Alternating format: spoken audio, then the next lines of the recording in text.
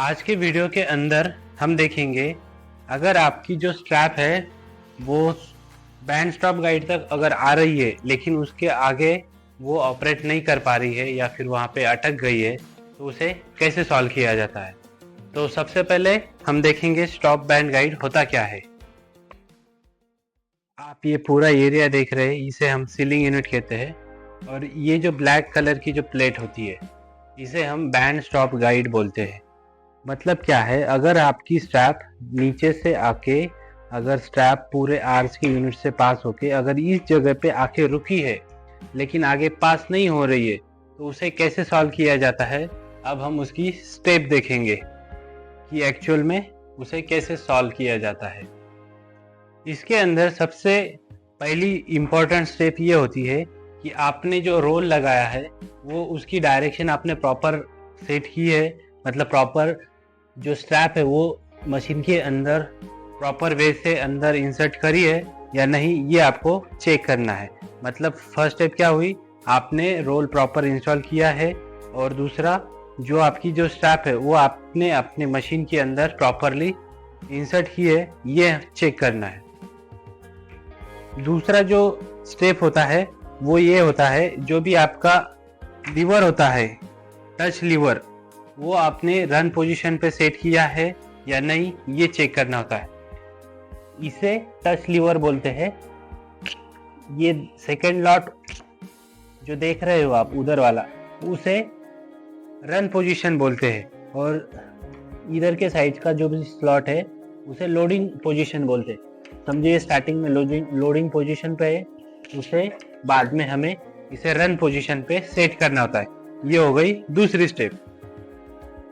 Third step जो होती है आपकी वो ये होती है, आपको चेक करना है कि आपके पुल बॉक्स के अंदर स्ट्रैप प्रॉपर वे में आ रही है या नहीं, या फिर स्टोरेज हो रही है या नहीं। अभी आप देख सकते हो स्ट्रैप पूरी तरह से प्रॉपर स्टोरेज हो रही है, मतलब ये थर्ड स्टेप हमने प्रॉपरली चेक किया है। उसके बाद फोर्थ स्टेप हमारी ये होती है, हमें चेक करना होता है ये जो हमारे फीड रोलर्स है और टेंशन रोलर है इसके अंदर से स्ट्रैप फॉरवर्ड आगे हो रही है या नहीं, ये चेक करना होता है। अगर यहाँ से अगर स्ट्रैप आगे पास हो रही है तो हमें अगली स्टेप पे चेक पॉइंट चेक करना होगा।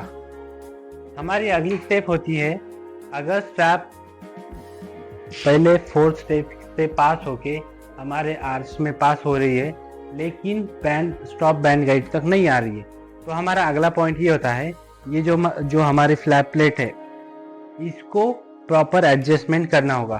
तो सबसे पहले उसके अंदर इसकी हाइट एडजस्टमेंट करनी होती है। तो हमें ये दोनों स्क्रू को एडजस्ट करके हमारी ये जो भी फ्लैप प्लेट है उसको प्रॉपर वे में एडजस्ट करना है, तब जाके हमारी ये जो स्ट्रैप है इस वे से प्रॉपर होके डेटम लाइन से प्रॉपर होके हमारे बैंड स्टॉप गाइड तक पहुंच सकती है। तो पांचवी स्टेप ये होती है, हमें ये फ्लैप प्लेट की हाइट एडजस्ट करनी होती है। हमारी नेक्स्ट स्टेप होती है, ये जो हमारी फ्लैप प्लेट है इसकी विड्थ एडजस्टमेंट। हमारे स्ट्रैप के हिसाब से हमें इस फ्लैप प्लेट की डेटम लाइन के साथ हमें विड्थ एडजस्टमेंट करनी पड़ती है। ये दोनों स्क्रू को एडजस्ट करके आप स्ट्रैप विड्थ को एडजस्ट कर सकते हो, तब जाके आपकी जो स्ट्रैप है वो बैंड स्टॉप गाइड तक पहुंच सकती है। नहीं तो क्या होगा, अगर ये प्रॉपर सेट नहीं है तो आपकी जो स्ट्रैप है वहाँ पे यहाँ फ्लैप प्लेट में स्टक हो सकती है। हमारी अगली स्टेप और सेवंथ स्टेप हमारी ये होती है, अगर पहले की 6 स्टेप करने के बाद भी अगर हमारी स्ट्रैप प्रॉपर वे में फॉरवर्ड नहीं हो रही है या फिर स्टॉप बैंड तक नहीं आ रही है तो हमें कुछ चीज़ों का ध्यान रखना पड़ता है। वो ये होता है, हमारी जो भी स्ट्रैप होती है अगर इंसर्ट करते समय उसका जो टिप रहता है वो प्रॉपर वे से कट नहीं किया गया है या फिर टिप पॉइंट पे वो कट हो चुका है तो वो स्ट्रैप जो है वो आगे फॉरवर्ड नहीं होती है और उसकी वजह से स्टॉप बैंड गाइड तक नहीं पहुंच पाती है। तो ध्यान रखें, हमारे जो स्ट्रैप होती है उसका जो टिप होता है वो प्रॉपर होना चाहिए, ये हमें चेक करना होता है।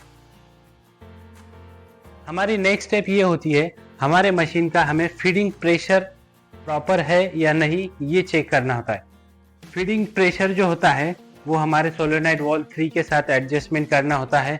ये इसके लिए हमने एक सेपरेट वीडियो बनाया है, उसे रेफर करके आप आपकी मशीन का जो भी फीडिंग प्रेशर है उसको प्रॉपर वे में एडजस्ट कर सकते हो।